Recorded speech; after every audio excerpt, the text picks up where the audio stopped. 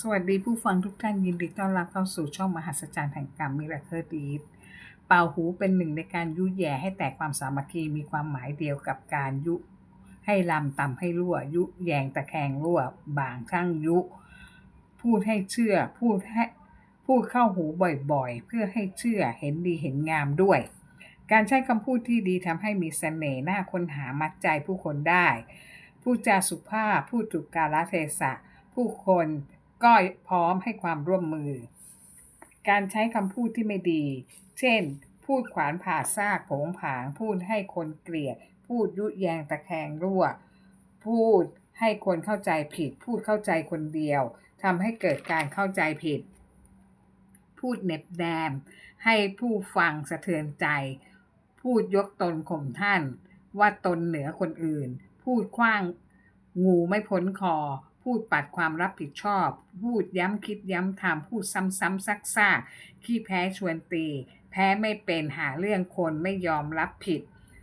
โทษของการพูดเป่าหูยุ่ยแย่ให้แตกสามัคคีเมื่อตายไปเกิดเป็นเปรตอสุรกายปากเน่าเหม็นหนอนตัวใหญ่ชายปากเพราะตอนมีชีวิต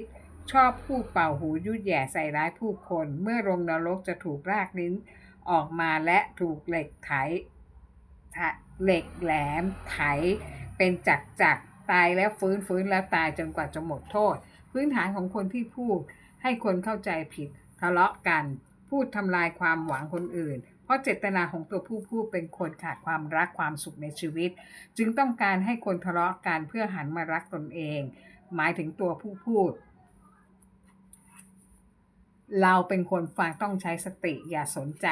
อย่าใส่ใจกับคนเช่นนี้เพราะตัวเขาจะยิ่งโกรธเดือดดาลที่ไม่มีใครสนใจเขาตอนนี้เรามาพูดถึงโทษที่พูดเป่าหูยุแย่ตอนที่เขามีชีวิต 1. ลูกหลานดื้อไม่เชื่อฟังทำให้เสียเงินเสียทอง 2. สามีภรรยาไม่รัก 3. ตัวเองมีแต่เรื่องร้อนใจหาความสุขไม่ได้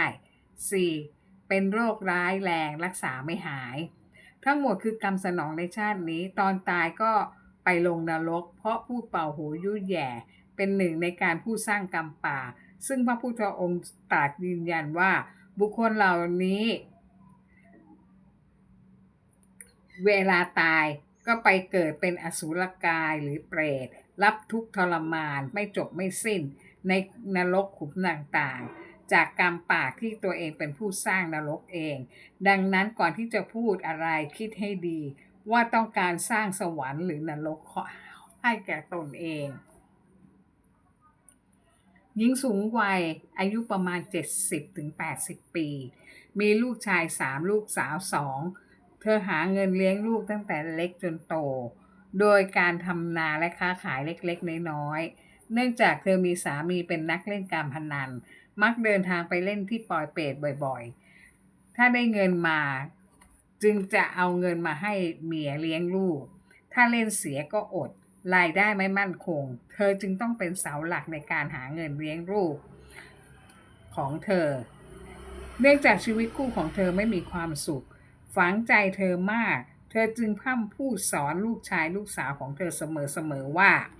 1. อย่าไปทุ่มเทความรักให้สามีหรือภรรยา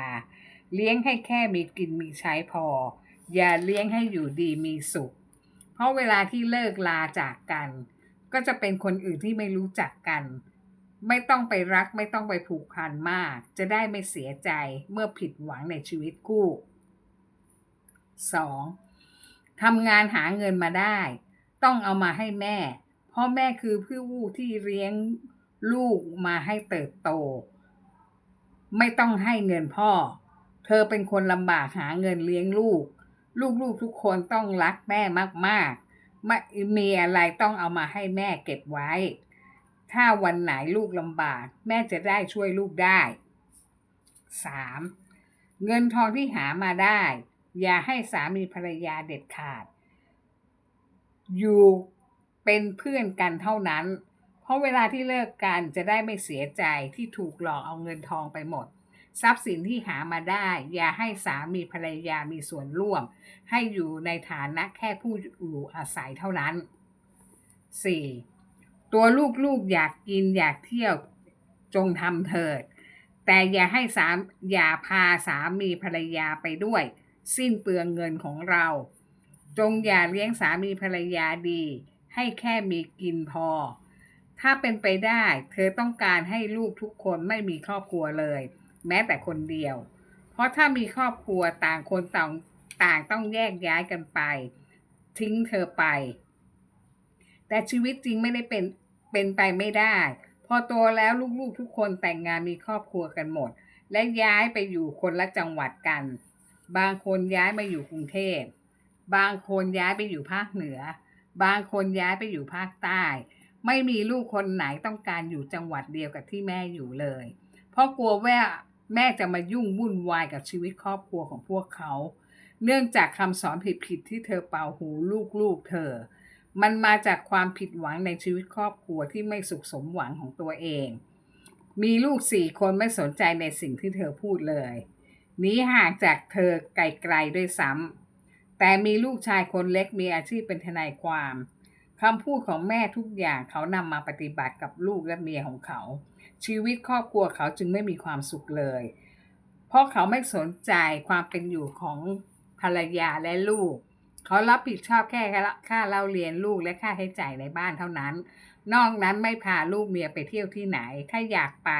แม่ลูกต้องไปกันเองออกเงินเองจ่ายเงินเองจะมาขอเงินพิเศษเขาไม่ให้เลยภรรยาของเขาขอหย่าจากเขาหลาย10 ครั้งเขาก็ไม่ยอมหย่าภรรยาบอกว่าเมื่อไม่รักลูกเมียก็อย่าอยู่กันเลยทรมานกันเปล่าๆต่างคนต่างไปดีกว่าเขาก็ไม่ยอมตัวเขาเองหาเงินมาได้ไม่เคยให้ลูกให้เมียเลยแต่กลับไปให้แม่และพี่น้องของเขาหมดแม่ของเขาพูดอวดชาวบ้านว่าลูกชายคนเล็กฉันกตัญญูต่อฉันรักฉันมากเชื่อฟังเธอทุกอย่างนำทรัพย์สินเงินทองมาให้เธอโดยไม่สนใจลูกเมียเขาเลยเธอดีใจมากที่ลูกรักเธอและเชื่อเธอไม่รักลูกเมียของเขาต่อมาเมื่อเธออายุได้79 ปีเธอเริ่มป่วยกินอะไรไม่ได้น้ำหนักลดลงเรื่อยๆจากน้ำหนักตัว60 กิโลลดลงมาเหลือ30 กิโลผอมมากจนลูกๆทุกคนบอกให้ไปหาหมอรักษาว่าเป็นอะไรจึงผอมขนาดนี้เธอก็ไม่ยอมไปหาหมอรอให้ลูกชายคนเล็กมาพาเธอไปหาหมอที่กรุงเทพผลปรากฏว่าเธอเป็นมะเร็งที่ไขกระดูกระยะสุดท้ายไม่สามารถรักษาได้เลยได้แต่ประคองอาการมีอาการอะไรค่อยมาโรงพยาบาลรักษาตามอาการที่เป็นณขณะนั้นไปมาโรงพยาบาลอยู่ได้ประมาณ1 เดือนเข้าๆออกโรงพยาบาลเป็นเช่นนี้จนหมอโรงพยาบาลบอกว่าให้กลับไปนอนรักษาตัวเองที่บ้านไม่มีประโยชน์ที่จะมานอนที่โรงพยาบาลเนื่องจากลูกชายคนเล็กเป็นทนายความต้องเดินทางไปว่าความตลอดเวลาจึงไม่สามารถดูแลแม่ที่ป่วยได้เลยนำแม่ไปฝากไว้กับพี่ชายที่ซื้อบ้านอยู่ในกรุงเทพเหมือนกันซึ่งพี่ชายมีครอบครัวและลูก2 คนไม่เต็มใจที่จะรับแม่มาอยู่ด้วยแต่จำใจรับแม่มาอยู่ที่บ้านด้วยเชื่อหรือไม่ว่าผลกรรมทำหน้าที่ของมันตอนก่อนที่เธอจะตาย1 เดือนโดยที่เธอมาอยู่ที่บ้านลูกชายคนโตเธอป่วยระยะสุดท้ายแล้วเธอกินอะไรไม่ได้ลูกชายและลูกสะใภ้ก็ไม่สนใจจะหาอะไรให้เธอกินไม่หาของเหลวหรือของบำรุงให้เธอกินได้เลยลูกสะใภ้ตำส้มตำที่มีแต่มะละกอมะเขือเทศถั่วฝักยาวและเครื่องปรุงรสไม่มีกุ้งแห้งด้วยให้เหตุผลว่าเธอกินแค่1-2 คำเท่านั้นและก็ทำเช่นนี้ตลอด3 มื้อให้เธอกินตลอดระยะเวลา1 เดือนสุดท้ายก่อนที่เธอจะเสียชีวิตเพราะสะใภ้ให้เหตุผลว่าสิ้นเปลืองเงินเธอกินอะไรไม่ได้เธออยากจะกินแต่ส้มตำเปรี้ยวๆเท่านั้นกินมื้อละ2 คำส่วนหลานๆเธอก็รังเกียจย่าบอกว่าพ่อเอาผีมาอยู่บ้านด้วยทำไมเพราะเธอผอมและดำมากมีแต่หนังหุ้มกระดูกลูกเขยลูกสายลูกชายที่มาเยี่ยมเธอแต่ไม่เคยมีใคร เลยสักคนที่จะซื้อของมาเยี่ยมเธอไม่ซื้อผลไม้หรือนมเนยอะไรมาบำรุงให้เธอกินก่อนตายเลยสักคนได้แค่มาเยี่ยมดูเฉยๆโดยให้เหตุผลว่าก็แม่กินไม่ได้ทั้งที่ตัวเธอเองอ้อนวอนขอร้องให้ลูกเธอทั้งลูกชายลูกสาวขับรถไปซื้อส้มซื้อแตงโมมาให้แม่กินหน่อยก๋วยเตี๋ยวหมูร้อนๆแม่อยากกินลูกทุกคนบอกขี้เกียจขับรถไปแม่ออกไปซื้อมันไกล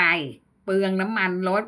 ซื้อมาแม่ก็กินไม่ได้กินแค่คำเดียวเปลืองเงินเปล่าๆเสียเวลาอีกด้วย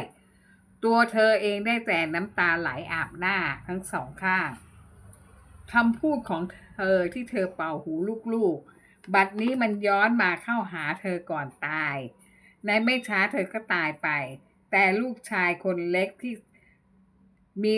มีแต่ลูกชายคนเล็กที่เสียเงินจัดงานศพให้เธอ